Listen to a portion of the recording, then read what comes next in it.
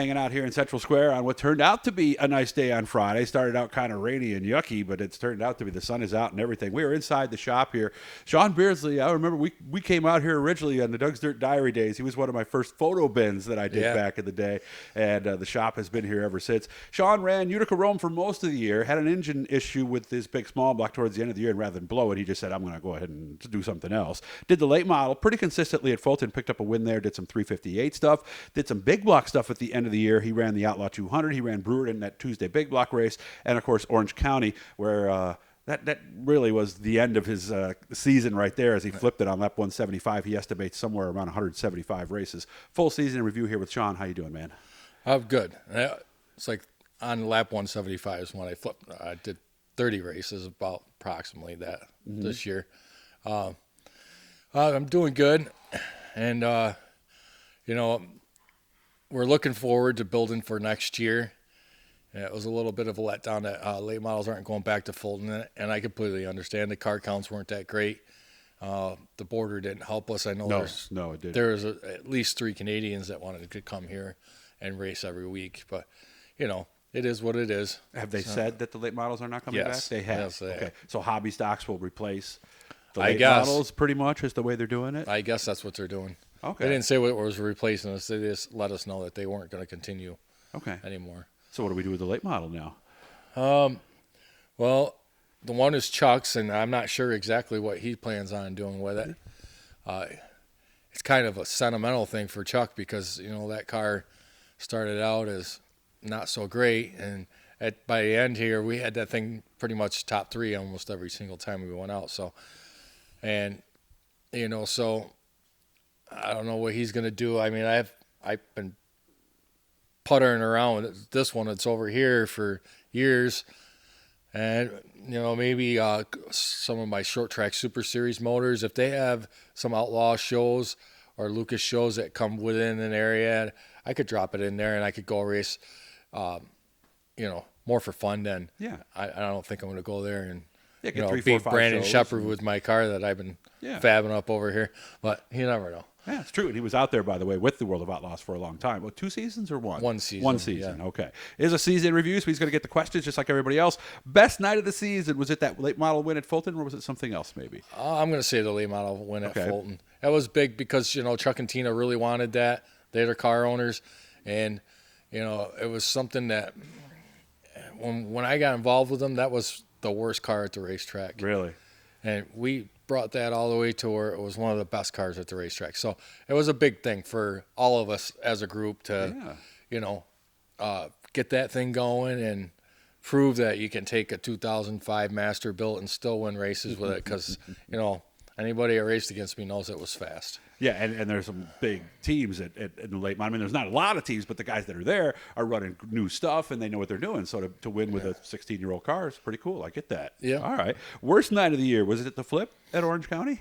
Probably not. Oh, really? Why? What was worse than that? Of course, the car was okay at Orange County. You said it was all body. Yeah, it was all body damage. The car really didn't get hurt. In fact, I don't think I found a single bent thing on the car. Seriously? Not even a shock or anything? Huh? Nothing. I kind of got squeezed into the wall, and I haven't been able to see the video. So when you're flying through the air, you really don't know. Yeah. I landed over quite a distance from where I was, not too far, but on my roof. I remember sliding on my roof some, and other than that, I really don't remember too much of it. I just got 2 cars. Me and another guy were going in for the same spot, and next thing you know, I got squeezed in the Jersey barrier, and I ended up on my roof. But the worst night was at Utica. Short track Super Series race. First lap of the heat race. I went into turn 1, and we're sort of 3 wide, and someone got into me right off the end of the track, flew up in the air, hit the outside wall that's out there, wrecked this car. Pretty good. So that hurt physically. So that's why it was worse than the Orange County one. Yeah. Gotcha. Okay. Orange County was kind of a light, like a nice soft rollover. That was a hit at full throttle on the wall. After flying through the air. And the driver more than Orange County did. Yeah. Gotcha. Is the car okay? Yeah.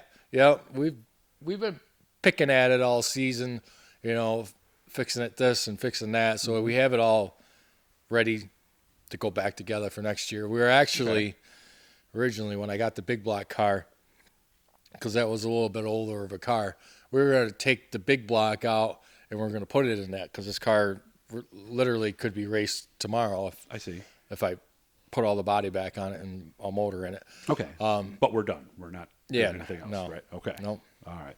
Anything superstitious that you do or don't do? No.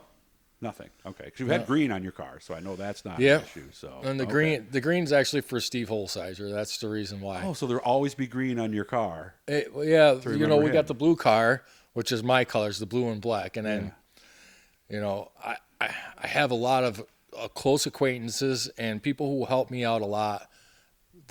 And plus I was good friends with Steve. Yeah, for a long time. And my hub is a lot of people that were with Steve. So for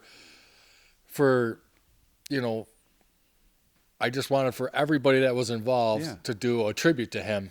And, I like that. He was the green car, so that's why I have green and black car. And there's the green nose, as you can see just up in the upper left there, that was on that car right there.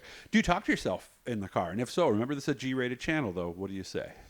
I really don't think so. No? I think maybe under caution or something. If there was an incident, obviously I might be cussing under my breath or something. But in general, I don't really.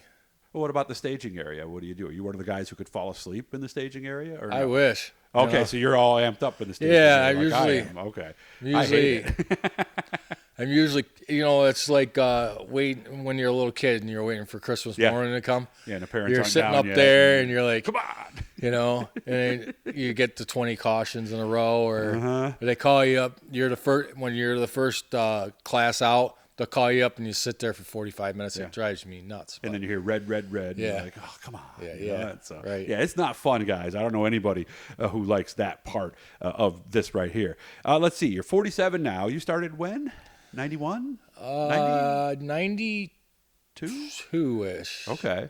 I'm going to give you a time machine, Sean. You're going to be able to go back today and meet yourself back in 1992. What advice would you give Sean Beardsley back then? Because you were, 20 then or something, right? I was 18. 18. I was 18, so when I first got I dabbled with a street stock for a minute, and that was a few years prior. And then I got a sportsman car. My dad had gotten me, and we started with the sportsman back when sportsman was new. Yeah, new on the outlaw circuit. Yeah. And I guess when the young me, I would have said, do what you think is good, but calm down a little bit and maybe stay a little more focused. When you did some moves maybe without really thinking about them, or a little aggressive? Yeah, maybe?